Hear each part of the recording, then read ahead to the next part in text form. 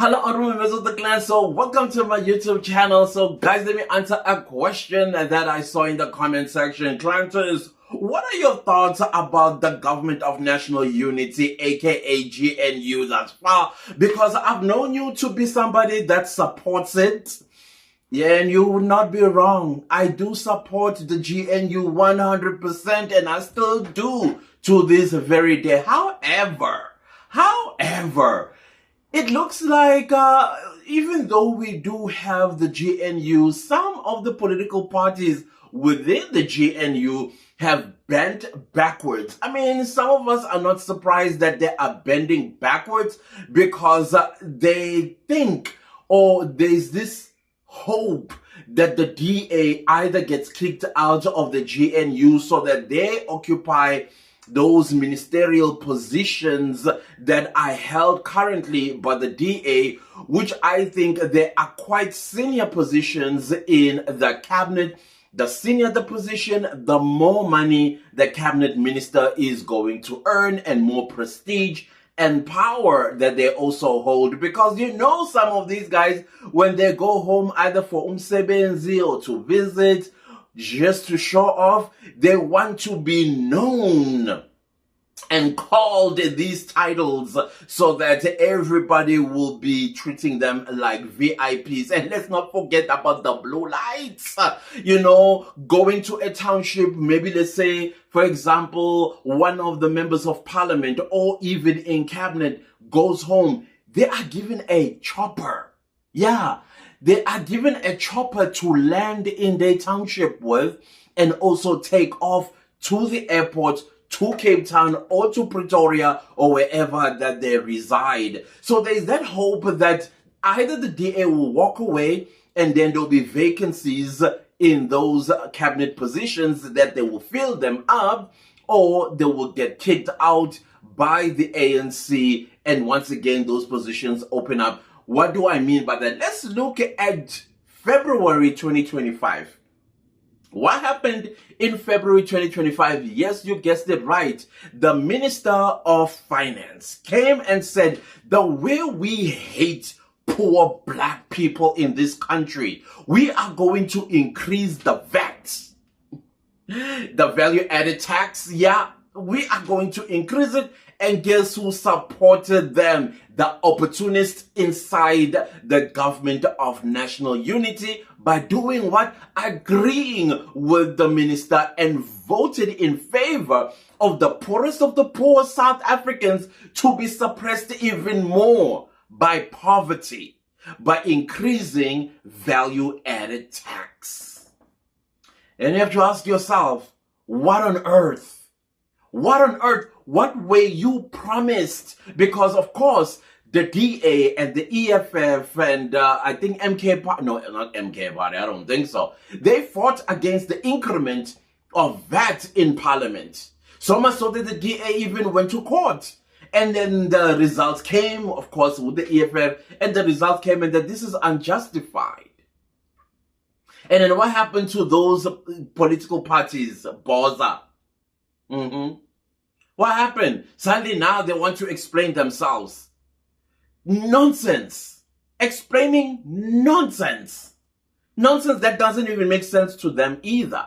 So those are the things that of course jeopardize the trust that I had with the GNU, even though it's still a little bit solidified. It's solidified because there are key players inside the GNU that I feel they should not under any circumstances walk away or allow themselves to be kicked out of the GNU, because a lot is at stake here.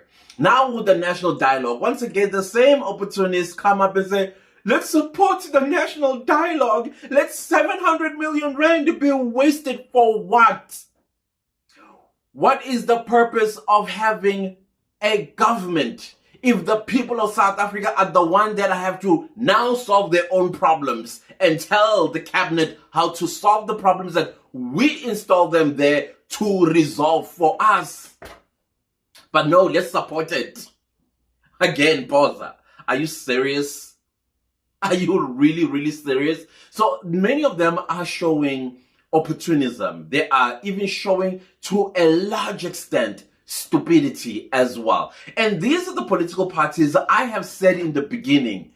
We now, as the people of South Africa, have the opportunity to now put on the microscope or the magnifying glass and look inside the GNU. Who is servicing and delivering for the people of South Africa? Who is not, and who's betraying the people of South Africa? And I can tell you, Botha is well on its way in betraying the people of South Africa. Couldn't care less about the people of South Africa. Do you think it's your time now, when you see them on the ballot paper in the local government elections, for you to say, yes, Botha, I vote for you? Then clearly you are living under a rock without Wi-Fi, because you are being sold by that political party. I'm telling you, and that political party says, integrate illegal foreigners. Yeah, in your community, not where he lives, in your community. Illegal. That means people that broke the law, now they must be legalized. It's like a criminal that is convicted of a crime because they committed the crime. But you say, no, don't take them to jail. No, don't take them to jail. Bring them back to the community and integrate them there. I know it's a silly example, but think about it. Now, I've always been of the view that in South Africa, the one-party dominance, those days are over. And we, as the people of South Africa, should put those days behind us, where one political party gets more than 50 plus 1% of the election results. Because we've seen with the ANC, and we are still seeing the remnants of that one party dominance has done to the people of South Africa when it comes to our national security, when it comes to our safety and security, when it comes to our very own country that I feel slipped right through our fingers, and now in the hands of people that infiltrated our intelligence as well as security clusters, as per the accusations that were made by Nhlanhla Mkhwanazi on the 6th of July 2025. So all of that comes from the fact that we've been putting one political party for many decades as the dominating party at every elections, and they forgot that the power is with the people. They forgot that democracy is by the people, for the people, and with the people. And I've said this before, democracy is about bottom-up approach, not top-down approach. But they are saying, no, it's top going down. Hence, we find ourselves in the position we find ourselves as people of South Africa. And it's wrong. It's time that we remembered our power. Yeah, the power is in your hand. You have the choice. You have the choice of stopping your suffering yourself. They will come and say, hey, we are here to campaign. No. A political party that has been delivering, that has been serving, does not have to campaign. It lets its work speak for itself. And I know the example I'm going to use is going to have a lot of people ruffled up on their feathers without actually reading between the lines of what I'm trying to say here. Rwanda. Kigali, is it Kigali? What's his name?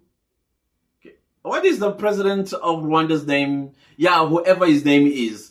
The man has overstayed his welcome as the president of Rwanda. But a constitutional amendment had to be made through a referendum.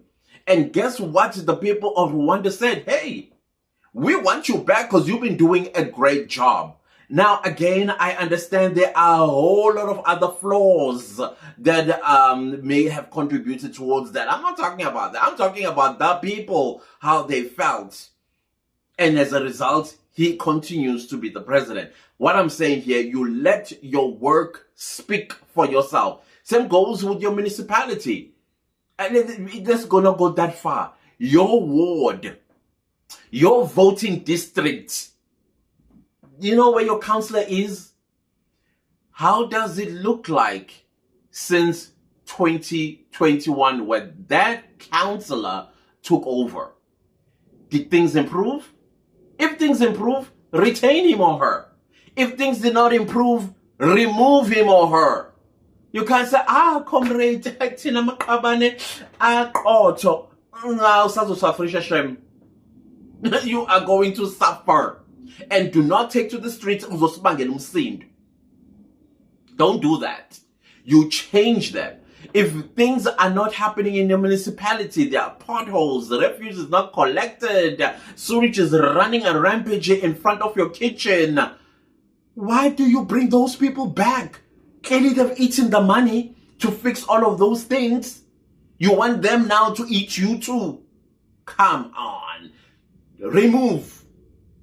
You got to remove. Learn to use your power to remove. Now, of course, there are detractors of the National Government of National Unity, GNU. I'm not paying attention to them. I understand their position. They are also desperate to hold those cabinet positions. Some of them even want to go as far as negotiating the deputy president. They want to be deputy president by hook or crook. So I understand why they are detracting from this partnership that is being held. Because again, they are trying to manipulate you as the voter to vote them as the dominating party. Don't make that mistake. Don't make that mistake ever again. Let everything be negotiated. Like right now, the ANC cannot breathe, cannot move without first consulting its GNU partners. I've seen Ramaphosa trying to go around them, but they come back and say, that's not how it's done. You start here before you take a step. That's how things should be. So instead now of giving ANC 40%, let's reduce them down. Let's reduce them down where they actually have to be the one that walk to the GNU partners, or whether what is going to be the local government's called, whatever it's going to be, coalition, they say. Let them be the one that walk across the floor to go and negotiate, not the other way around. Because the arrogance is still there, and the arrogance is not serving you as a person that is a South African citizen. It's not. So we need to get rid of that on that ground. That is why I am still supporting the GNU, because I want us to get rid of one-party dominance after the elections. Let's negotiate everything. However, though, when it comes to the city of Johannesburg, and I'm not campaigning for this individual or their party, again, voting is about your conscience. Voting is also about your life. Never forget that the moment I put an X next to a political party, that's that. You've made that decision. You can't change it until 5 years later. And I am saying, in the city of Johannesburg, I will make an exception. If Helen Zille is running for the mayor of Johannesburg, I think with the track record she has with the city of Cape Town, because the city of Cape Town was far worse than how Johannesburg looks like. Go to Cape Town today. And I'm just talking Cape Town, not Western Cape. Just Cape Town. On that record, and because the thing is, we cannot act blind because of whatever reason, I would definitely stand on mountaintop and say, vote Helen Zille for the city of Johannesburg. If not, then put me there. I grew up in Johannesburg. I know how the city looked like before it decayed, and I have a vision on how to fix it. But then again, who am I? I'm nobody, right? So I'm just letting y'all know you got options. But I am telling you, find an option that worked. That's what intelligence is about. It's learning from other people, not you learning from your mistake. It's learning from other people. So now let's learn from the city of Cape Town when it comes to the city of Johannesburg. And I'm telling you right now, as far as I'm concerned, we can make Helen Zille a dominating party in that city in 2026. My opinion. You can come for me all you want on that one. And I'm just speaking solely on the city of Johannesburg.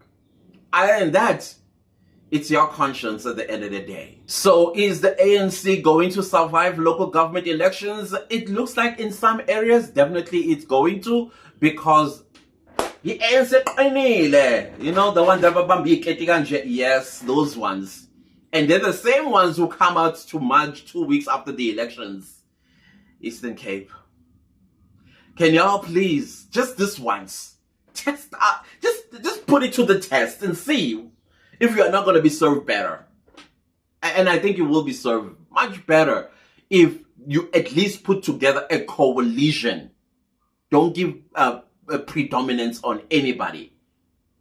That's all I'm going to say in this video regarding GNU. I still support it 100%. Yes, it's got its flaws. And I just think that the ANC needs to get rid of its arrogance and work with the rest of the other parties. And you, as a South African citizen, pay attention to Boza and them that keep selling you out inside the GNU. Don't vote for them. They are showing you, don't vote for me. Pay attention of what's going on in there. There are political parties that are doing absolutely incredible work. Groenewald of FF+, amazing work that he's doing there. Amazing work. So those are the things that you should be paying attention to. I mean, another deputy minister of another political party told people of KwaZulu-Natal to go to hell. They are saying to you, don't vote for me. That's what they're telling you. I'll leave this video right here. Go to town in the comment section, and I'll see you later. But please don't leave without liking. Goodbye.